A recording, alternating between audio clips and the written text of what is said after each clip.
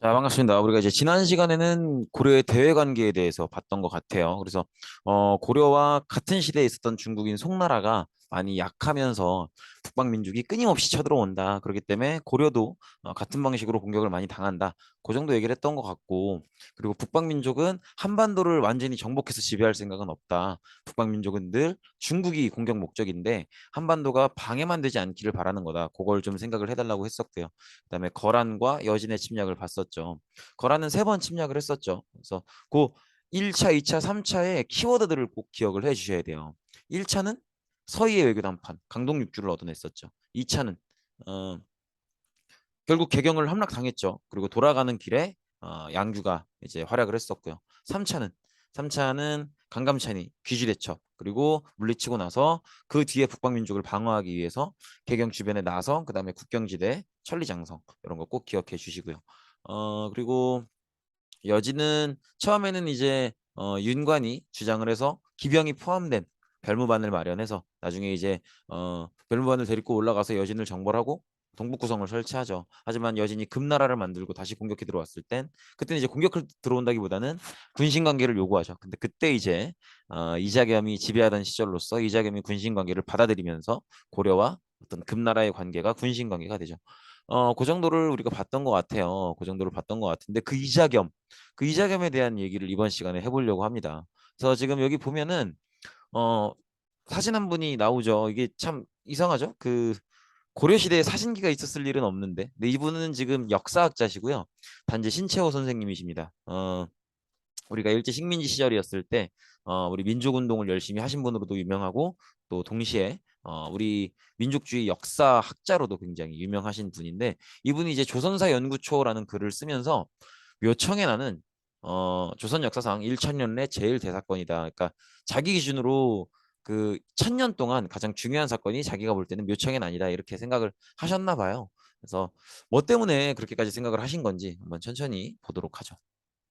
일단 고려의 사회를 한번 봐야 될 텐데 고려의 귀족이라고 하면 어떤 사람들이겠어요? 그러니까 당연히 고려 건국의 주축이 되는 세력들이겠죠. 대체로 이제 지방의 호족 출신들일 거고요. 또 신라의 육두품 출신들. 이 사람들이 이제 고려를 건국하는 중심 세력들이 된 거잖아요. 그래서 이 사람들이 일단은 고려 귀족의 출발선이라고 볼 수 있는데 기존에 이제 신라 사회를 비판했던 그런 세력들이죠. 이 사람들이 고려를 건국한 세력들이고 또 고려 건국 초기에 귀족 세력을 차지하고 있었던 귀족의 자리를 차지하고 있었던 그런 세력들이라고 보시면 되겠죠.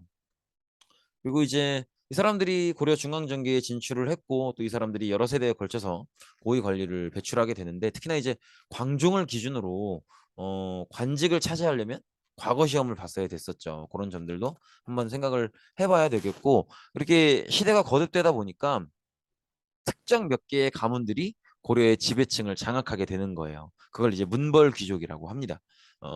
근데 이 문벌 귀족이려면요, 이 문벌이라고 되어 있잖아요. 반드시 관직을 가지고 있어야 돼요. 그래서 그걸 꼭 생각을 해 주시고요.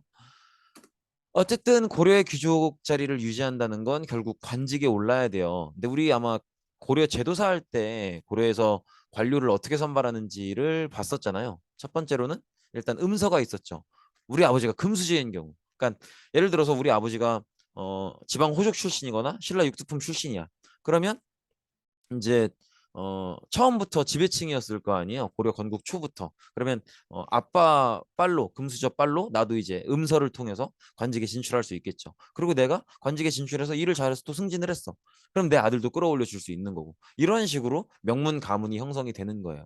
그래서 이렇게 결국 고려에서 귀족의 자리를 유지한다는 건 관직에 올라야 된다는 건데 일단은 아까 제가 말씀드렸던 음서제의 방법이 있고요. 그다음에 역시 가장 많은 방법은 과거제예요. 왜냐하면 보통은요, 과거제로 관직을 얻은 사람이 음서제로 관직을 얻은 사람보다 당연히 더 인정을 받아요. 왜냐면 음서제는 말 그대로 금수저고, 왜 그런 멘트를 칠 수 있잖아요. 네가 아빠 아니면 할 수 있는 게 뭐가 있는데, 뭐 이런 멘트를 어느 드라마에서 나왔던데. 어쨌든. 근데 과거제는 그게 아니죠. 100% 실력이잖아요. 그러니까 이제 보통은 음서제로 관직에 올라도 그런 경우들이 있어요. 이렇게 음서제로 관직에 올라도 다시 때려치고 과거 시험을 봐서 과거로 합격하는 왜냐면 인정을 받으려고 그런 경우들도 많이 보일 정도로 이렇게 음서제보다는 과거제가 좀 더 인정을 받는 그런 분위기가 있었다라는 걸 보시면 되겠고, 그다음에 이제 공음전이라고 하는 건 관직이 오르는 방법은 아니고요. 5품 이상의 관직한테 지급되는 토지인데, 요건 이제 일종의 귀족의 반열에 올랐으니까 그 가문을 유지시켜주기 위한 그런 토지라고 보시면 돼요. 왜냐면 공음전은 5품 이상의 고위 관료들한테만 나가는 땅이고요. 상속이 돼요. 그러니까 그 가문의 어떤 틀을 유지하라는 거죠. 이렇게 보시면 되겠고, 그다음에 요게 이제 과거제든 음서제든 관직에 올랐으면 귀족이라고 볼 수 있잖아요. 이 귀족들끼리 더욱더 단단해지는 방법이에요. 그래서 귀족이 다른 귀족들이랑 다른 귀족 가문들이랑 결혼을 하고요. 역시 모든 귀족 가문들의 꿈은 더 좋은 귀족 가문과 결혼하는 것, 혹은 최고의 꿈은 왕실과 결혼하는 거죠. 그래서 왕실과 결혼을 해서 내 딸이 왕의 아내가 될 수 있다면 내가 또 최고의 자리를 누릴 수 있는 거 아니겠습니까? 그래서 이런 것들이 이제 고려의 귀족 자리를 유지하는 방법이겠죠. 과거나 음서제로 관직을 얻고 또 승진해서 5품 이상이 되면 공음전도 받고, 또 나보다 더 잘 나가는 귀족 가문이랑 결혼해서 더 단단한 귀족이 되고, 그렇게 하다 보면 또 어떻게 인정받아서 왕실과 혼인도 하게 되고, 그런 식으로 가문을 키워간다는 거죠. 그렇게 보시면 되겠고, 이제 그런 문벌 귀족들 중에 정말 진짜 대박인 사람이 바로 이 이자겸이라는 인물이에요. 대박이라고 제가 표현을 했잖아요. 그럼 여기서 무슨 힌트를 얻으셔야 될까? 모든 문벌 귀족 가문들의 꿈은 결국 뭐겠어요? 누구랑 결혼하는 거겠어? 무조건 왕이죠. 그러니까 자기 딸을 왕한테 시집 보내면 그것만큼 최고가 없는 거예요.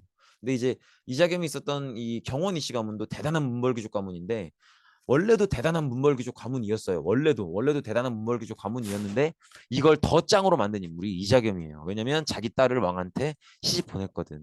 그래서 제가 아마 아까 진짜 짱인 인물이다 이렇게 얘기를 했을 때부터 느낌이 오셨을 거예요. 아, 딸을 왕한테 시집 보냈겠구나. 근데 이 양반이 진짜 짱인 게, 가게도 꼬라지 한번 보세요. 자, 보세요. 여기 예종이 있어요.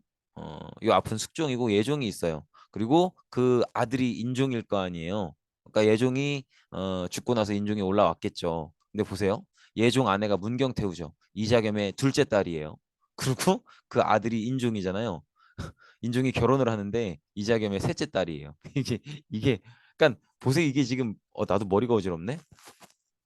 이게 지금 문경태우가 인종의 엄마잖아요. 그다음에 태비 이씨가 어 이자겸의 셋째 딸이니까, 지금 요 페비 이씨 얘가 얘의 동생이에요. 그러면은 결혼하기 전에 페비 이씨는 인종의 이모가 되는 거예요. 그러니까 인종은 이모랑 결혼하는 거야. 이 결혼을 허락한 엄마도 웃기지 않아요? 내 아들이 내 여동생이랑 결혼하겠다는데 그러렴. 뭐 어떡할 것 같다, 그죠? 근데 더 웃긴 건 그 동생이랑 또 결혼하고 있어, 그죠? 여기도 이제 이자겸의 사녀잖아요. 그러니까 여기 둘째 동생이라고, 여기도 동생이야. 문경태우의 동생이라고, 엄마의 동생이랑 두 번째 결혼을 또 하고 있는 거예요. 그럼 엄마가 또 그래 하렴, 축하해, 행복하렴. 미친 집구석 아니냐고요. 미친놈의 집구석이야 이게 야동이나 나올 일이지, 이게 뭔 개 쓰레기 같은 경우야 이런 게. 근데 보세요. 이게 왜 가능하냐면 이자겸이 이걸 원하는 거예요. 왕실에 결혼을 하는 게 모든 문벌 귀족들의 꿈인데, 자기 딸을 왕이랑 결혼시키는 게 모든 문벌 귀족들의 꿈인데, 그걸 사면방을 이뤄냈으니 얼마나 대박이야. 그러면은 보세요. 인종 입장에서는 이자겸이 어떻게 되냐면, 자, 다시 정리해 봅시다. 인종과 이자겸의 관계를 한번 정리해 봅시다. 일단 보세요. 인종 입장에서 이자겸은 인종이 결혼하기 전에 꼬맹이였을 때는 엄마의 아버지니까 외할아버지죠. 외할아버지인데, 여기서 진짜 웃겨. 자기 아내의 아버지이기도 하잖아. 그러면 또 장인어른이야. 그죠? 그러니까 인종한테 이자겸은 외할아버지이자 장인어른이에요. 어? 뭐지? 그죠? 머리가 뒤죽박죽되는 그런 묘한 관계도입니다. 그러니까 이자겸이 얼마나 강한 권력을 가지고 있었을지 상상이 되세요? 인종 입장에서 이자겸을 상대하는 게 얼마나 어렵겠어요. 본인이 왕이라고는 하지만 어릴 때부터 외할아버지였는데, 우리 엄마의 아버지 외할아버지였는데 내 아내의 아버지야. 그러면 사실 그렇잖아요. 여러분들도 이제 시골 가시면은 할아버지 할머니 상대하기 쉽지 않잖아요. 그죠? 너무 어른이시니까. 그러니까 얼마나 어릴 때부터 어려운 존재였을 텐데 심지어 내 장인어른이 됐어. 그러면 이 탈모지 완전히. 그죠? 그러니까 이자겸 입장에서는 인종이 왕이라고는 하지만 나의 이 어떻게 되는 거야? 나의 외손자이자 나의 사위란 말이야. 그러니까 나한테 뭐 끝발도 안 되는 애인 거지. 그러니까 사실 이 상황은 지금 보면 현실적으로는 인종보다 이자겸이 더 윗사람인 거고 더 권력이 강한 상태인 거예요. 그러니까 이제 나라가 조금씩 엉망이 되기 시작하는 거죠. 그래서 이자겸은 인종한테는 외할아버지이자 장인어른이에요. 얼마나 참. 그래서 인종도 대하기 힘든 인물이었고 그렇기 때문에 정말 최고의 권력을 누립니다. 근데 이제 인종도 나이를 먹고 어른이 될 거 아니에요. 근데 인종이 보기에 이자겸이 친척 관계상은 어려운 상대인 건 맞는데 해도 너무하거든. 진짜 지멋대로 다 해먹으려고 하는 거예요. 그래서 여기에 좀 위협도 느끼고 이건 아니라고 판단을 해서 인종이 이자겸을 제거하려고 시도를 해요. 근데 이자겸이 이걸 모를 리가 없죠. 그래서 이자겸이 오히려 카운터 펀치를 날립니다. 이자겸의 난을 일으켜버리는 거죠. 이 과정에서 수도 개경이 그 개경에 있는 궁궐이 불타기도 해요. 그래서 이렇게 이자겸이 난을 일으키는데 이자겸이 되게 항상 자기 가장 최측근 부하처럼 데리고 다니는 애 중에 척준경이라는 인물이 있어요. 근데 이 인물이 뭐 말로는 그래요. 막 이렇게 뭐 야사라 그러죠. 공식적으로 인정받지 못하는 역사 막 이런 데 기록 보면은 척준경이 뭐 그렇게 막 칼을 잘 다뤘다고 역사상 싸움을 제일 잘하는 인물이었다 뭐 그러는데 모르지 뭐 봤어야 알지. 어쨌든 근데 이제 왜 이 척준경이라는 인물이 중요하냐면 인종이 이 척준경을 설득해내는데 성공해요. 원래 척준경은 이자겸의 진짜 1번 꼬붕이었거든요. 근데 완전 이자겸의 충복이라 그러죠. 왜 이자겸이 가장 믿는 부하 그런 사람이었는데 인종이 척준경을 불러다가 너 한번 생각을 해보라고. 이게 지금 맞는 꼬라지냐고. 내가 왕인데 저 양반이 아유 욕심도 많지 지금 우리 엄마 우리 이모 막 결혼시키고 말도 안 되는 집구석을 만들어 놓고 자기가 저렇게 짝노릇하고 있는 게 네가 볼 땐 말이 되냐고. 그러니까 척준경이 듣다가 그렇죠. 아니죠. 끄덕끄덕 하는 거예요. 그리고 이자겸이랑 척준경의 사이도 조금씩 벌어지기 시작했고 그래서 척준경을 이용해서 이자겸의 난을 진압하는데 결국 성공합니다. 그러니까 인종도 대단한 사람인 거예요. 얼마나 스트레스가 심했겠어요.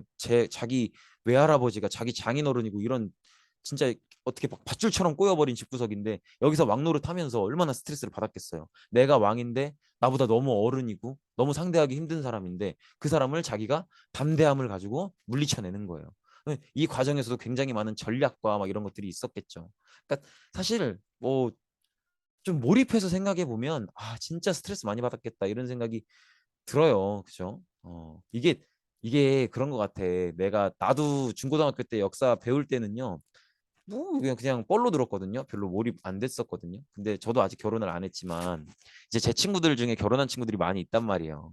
그럼 그 결혼한 친구들이 자기 아내 아버지죠. 장인어른을 얼마나 어려워하는지를 제가 이제 건너 건너 듣잖아요. 이제 그런 것들을 들은 상태에서 이 내용을 보면 더 몰입이 돼. 인종이 얼마나 진짜 고민을 많이 하고 어려웠을지. 그죠? 어쨌든 인종은 이자겸의 난을 진압하는데 성공했지만 지금 우리도 이 얘기를 하면서 얼마나 그죠? 안 좋게 얘기를 했어요. 그러니까 당시에 일반 국민들이 봤을 때 이 꼬락서니가 이게 좋아 보이겠어요, 이게? 이 무슨 외할아버지가 장인어른이고 뭐 이모랑 결혼을 하고 뭐 뒤죽박죽인데. 어? 그러니까 이제 기본적으로 망신인 거지, 망신. 그러니까 왕실의 권위가 추락할 수밖에 없고요. 그리고 문벌 귀족도 흔들릴 수밖에 없어요. 일반 백성들이 보기에 진짜 지랄들 한다 이렇게 느껴지는 거죠. 예행병들 하네 이렇게 그죠? 그럴 수밖에 없잖아 지금 형태가. 그러니까 왕실의 권위가 많이 추락할 수밖에 없죠. 그래서 인종은 이 이자겸의 난을 정리하고 나서 정치 전반을 개혁을 하려고 해요. 그러니까 좀 왕실의 권위도 회복을 해야 되겠고, 좀 이렇게 혼란스러워져 버린 정치도 좀 개혁을 해야 되겠고, 어쨌든 앞전의 상황이 정상적인 상황은 아니었잖아요.